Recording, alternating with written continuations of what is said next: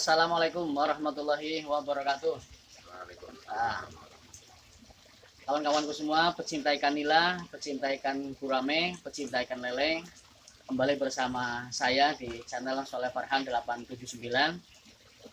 Dan hari ini, di kesempatan yang baik ini, saya berkunjung ke rumah saudara saya, saudara ketemu besar, yaitu Bapak Irwan di Purba, yang mana beliau adalah pengusaha material sebetulnya, tapi beliau juga memiliki sampingan, yaitu beternak ikan nila, ikan gurame, dan sejenisnya, dan selain itu juga.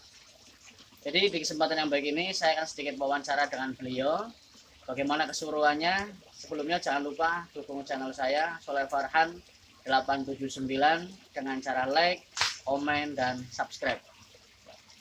Jadi teman-temanku semua pecinta ikan nila, jadi langsung saja saya akan bertanya-tanya, ngobrol singkat dengan Bapak Irwan di Purba. Ya tentunya yang berkaitan dengan ikan nila, bukan dengan material.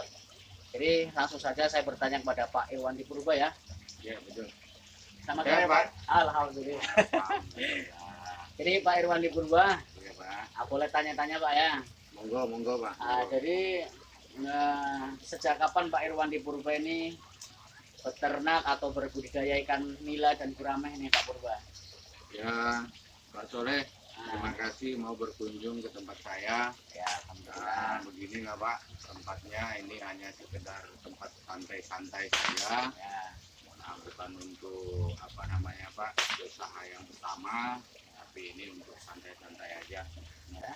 Kurang lebih 7 bulan atau 6 bulan yang lalu saya ada kepikiran bahwasanya di benak saya ini yang tahunya kerja dan untuk menghilangkan rasa penat, jadi saya coba untuk membuat kolam yang inilah dia apa adanya, kolam yang saya buat. Tapi mengasihkan Pak ya. Asik Pak, Asik asik. ya. Nah, itulah. Alhamdulillah, apa namanya Pak, saya coba buat sendiri. Kebetulan saya bisa nukang-nukang juga sedikit. Mantap Pak, Nah, mantap. jadi saya coba iseng-iseng lah Pak. Iseng-iseng berhadiah. Iya. Jadi kawan-kawanku semua, ini pertanyaan pertama sudah dijawab Pak Purba. Jadi beliau berbudidaya atau beternak ikan nila tujuannya hanya untuk iseng-iseng saja. Tapi iseng-iseng yang berhadiah. Karena nanti saya akan review kolamnya, kolam segini besarnya, walaupun iseng-iseng pasti dapat hasil lah kira-kira begitu. Jadi saya akan menanyakan sama Pak Purba juga. Jadi walaupun iseng-iseng nih Pak Purba, Iya Pak. kira-kira ini sudah pernah manen atau belum? Atau paling tidak sudah pernah merasakan nilainya sendiri atau belum nih? Atau dibakar atau di apa?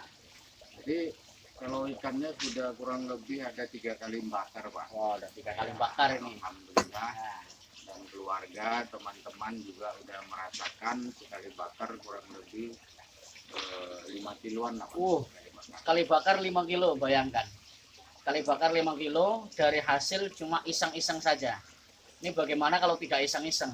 Kan luar biasa. Nah, di depan juga ada ibu itu sebetulnya. Nah, jadi pertanyaan berikutnya untuk Pak Purba ini. Jadi kendala yang dialami selama panjenengan itu berbudaya nila sama gurame itu apa Pak? Kendalanya, halangannya lah atau kesulitannya itu kira-kira apa Pak? Jadi kalau yang saya alami selama ini sebetulnya kesulitannya itu tidak sebegitu banyak Pak. Nah, Karena ya namanya iseng Pak. Kalau Iya, iya. iseng namanya itu kalau hidup ya syukur alhamdulillah. iya. Kalau ya apa namanya Kalau hasil, hasil ya alhamdulillah. Kalau enggak terlalu kecewa lah Pak nggak ya. terlalu kecewa Pak. Itulah, itu prinsip yang bagus kawan-kawanku semua. Jadi karena beliau ini tidak menjadi mata pencaharian pokok, jadi pada akhirnya kalau dapat hasil ya alhamdulillah, tidak pun tidak masalah. Tapi bisa dipastikan, saya tadi lihat kolamnya, walaupun biasa-biasa saja, tapi terus berkembang, terus beranak pinak. Jadi mungkin nilai ini perlakuannya sama antara yang serius sama yang tidak serius. Nila tetap saja mau beranak asal di situ campur jantan dan betina. Itu. Terus kolam yang Bapak punya ini ada berapa kolam, Pak? Sekarang yang di sekitar kita ini ada 4 Pak. 4 kolam, Pak ya. 4 kolam. Cuman ada di samping rumah kolam kecil. Oh iya. Nah itu ada di depan Pak. Oh yang di L tadi itu Pak Iya, ya. iya. Ini bagian belakang Pak. Iya, iya. Kalau ini ukuran berapa ini Pak Purba? Kalau ukuran yang besarnya itu 4x5 Pak. 4 Dua kali kolam. Dua kolam, Hmm. ukurannya 4x5. Terus yang satu kolam lagi 3x3. Terus yang satu kolam lagi 2x4. 2 kali 4 ya. Jadi yang besar 2, yang sedang 1, yang enggak kecil memanjang 1 gitu ya. Terus untuk pakan Pak Purba dikasih pakan apa nih ikan-ikannya Pak Purba? Jadi kebetulan Pak, sebelum saya buat kolam ini saya udah tanam Lompong ya. lompong Pak, Lompong keladi. keliling keladi namanya itu. Keladi ada daun ubi juga, kangkung ada juga, cuman kangkungnya podo mate Pak. Podo Tangungnya mate. udah mati. Iya, podo mate. Jadi dibarengi dengan pelet Pak 781 Ya. sesuai dengan anjuran Pak Soleh. Nah, mantap itu. Sebetulnya ini Pak Purba, air kolam ini lebih bagus daripada air fermentasi biasa. Jadi kalau Pak Purba punya sejenis tanaman-tanaman yang besar, yang menaun, ini air ini cukup jadi pupuk terus-menerus.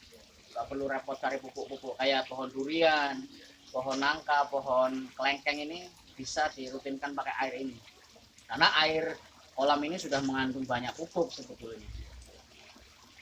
Terus kemudian Pak Purba, selama beternak budidaya nila ini pernahkah semacam mengalami kerugian atau penyesalan, kenapa saya harus berbudidaya nila ini ya, berbudidaya gurame ini ya? Apakah pernah seperti itu, penyesalan atau bagaimana? Insya Allah tidak Pak. Tidak ada, Malah ya? saya ingin teman-teman semua kalau Ya. memang ada pekarangan di belakang rumah, monggo ya sekecil apapun selain kita pekerjaan rutin sehari-hari, ya tentu itu membuat kita seneng lah Pak. Seneng kita ada kegiatan setiap sorenya ataupun pagi harinya. Paling tidak bisa untuk mengisi waktu luang Pak Purba ya. Ya. Memang betul kawan-kawanku semua. Jadi di antara jalan keluar untuk membuang kesusahan adalah kita bercampur dengan alam. Nah, karena sekarang kondisi di kota ini kan alam terlalu susah, sudah mulai rusak, maka kita menciptakan alam yang bagus. Bisa di pekarangan kita membuat kolam, menanam tanaman sayur-sayuran dan seterusnya. Jadi bercampur dengan alam bisa mengurangi stres kita. Itulah kawan-kawanku. Kemudian Pak Purba, saya juga mau bertanya ini kan saya perhatikan tadi kolam ini airnya agak warna hijau pekat ini. Nah, ini apakah tidak berbahaya untuk ikan Pak Purba ini? Kalau selama ini Yang pernah dialami saja lah ya. yang di pengalaman tidak pernah Pak, cuman memang sesuai dengan anjuran Pak Soleh di YouTube yang sudah saya baca itu, saya lihat Ya. itu yang penting jangan terlalu pekat Pak. Airnya itu jangan terlalu pekat. Kalau hijau itu biasa, malah itu malah Banyak plankton. Banyak plankton Pak. Ya, Pakan alami. ya. Makanya kadang 2 hari saya nggak kasih makan nggak apa-apa Pak. Iya. Masih ada makanannya. Ya, jadi ini kawan-kawanku. Jadi saya ulangi lagi ya, ini Pak Purba tidak khawatir dengan kolamnya yang berwarna hijau. Persis seperti yang saya sampaikan di video yang lain, air yang berwarna hijau itu memiliki 2 kemungkinan, tapi kemungkinan yang terbesar adalah air itu baik. Karena di situ banyak plankton nabati, plankton dari tumbuhan. Jadi malah bisa menjadi pakan alami yang pada akhirnya bisa mengurangi pos pakan yang harusnya sehari 2 kali, karena air ini banyak planktonnya, banyak pakan alaminya, sehingga bisa sehari bisa cuma dikasih sekali pakan.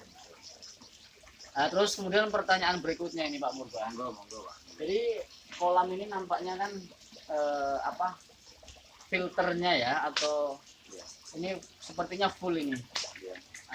Pernahkah dimatikan atau terus kemudian kalau dimatikan yang terjadi bagaimana ini di kolam Pak Purba?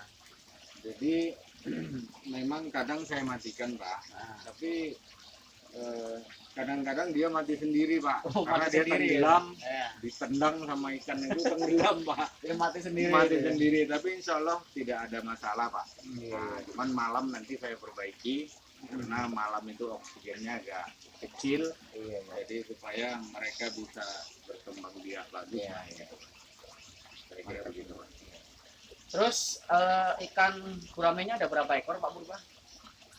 Kurang lebih kalau tidak salah ini kurang lebih yang masih ada hidup ini kurang lebih 1.400 ekor Pak. 1.400 ekor ikan gurame. Ya. Lain nilai Pak ya. Selain nilai ini ya, cuma guramenya saja. Ini dimasukkan kolam ukuran berapa itu? 1.400 ekor. Ukuran 4x5 Pak. 4x5, Iya. 1.400 ekor. 2 kolam ya Pak. 2 kolam. Ya. Berarti 4x5, 20, berarti semua 40 meter persegi. Diisi 1.400 ekor nila. Ini kawan-kawanku yang masih kadang-kadang ragu tentang pengisian kolam, bagaimana takaran atau porsi ikan itu kuotanya berapa. Saya kira kalau kita mau memulai, jangan ke situ dulu pikirannya. Masukkan saja, nanti sambil belajar, sambil ketemu ilmunya. Kalau rupanya banyak yang mati, oh berarti ini peringatan supaya tidak terlalu banyak isinya. Dan situ. Nyatanya Pak Purba ini 40 meter diisi 1.400 ekor. Sampai sekarang pun masih hidup. Nah, ini artinya beda lahan, beda ilmu, beda lokasi, beda penanganan dan seterusnya. Kemudian ini Pak Purba, sedikit lagi lah ya. Tidak apa-apa ya, sedikit lagi. Terus kemudian ini nilainya Pak Purba itu dulu awal dapat bibit dari mana nih Pak Purba? Jadi nilainya kemarin itu saya beli juga Pak. Oh beli ya? Kurang lebih saya beli 100 ekor. 100 ekor. 100 ekor. Jadi ya sekarang berkembang dia Pak. Iya. Sekarang alhamdulillah itu ada 2 macam. Ada nila merah, ada nila hitam. Ya. Yang nila hitamnya kurang lebih mungkin ada di angka 500 sampai 600 ekor Pak. Iya, iya. Jadi sekarang yang saya ulangi Pak, kolam yang 1.400 nila tadi itu sekarang udah sekilo 3 Pak. Sekilo 3 ya? Nah, sekilo Oh 3. yang gerame itu tadi. Gurame tadi Gurame sekilo 3. Iya. Sekilo 3. Jadi kawan-kawanku semua, jadi awalnya Pak Purba itu memang beli bibitnya untuk nila. Tapi setelah itu karena tidak pernah beli lagi. Inilah enaknya berbudidaya nila, enaknya beternak nila. Cukup sekali beli bibit, nanti setelah itu cukup diambil dari anakan-anakannya. Barangkali ini dulu lah ya Pak Purba, mudah-mudahan ada manfaatnya. Terima kasih atas informasinya. Kawan-kawanku semua, pecinta ikan nila, gurame, dan lele. Demikianlah tadi wawancara singkat saya dengan Bapak Irwan di Purba, yang mana beliau sengaja membuat kolam seperti ini. Satu tujuannya untuk mengisi waktu luang, bukan untuk tujuan utama. Tapi seperti yang tadi kawan-kawan dengarkan sendiri, walaupun untuk hiburan, sekali bakar bisa 5 kilo. 5 kilo ikan, bayangkan. Dan ini tentu adalah hal yang menggembirakan dan sangat menginspirasi. Maka dari itu kawan-kawan semua, mudah-mudahan wawancara ini menginspirasi untuk kita semua dan ada manfaatnya. Terima kasih, salam berbagi cerita, berbagi pengalaman, berbagi ilmu. Assalamualaikum warahmatullahi wabarakatuh.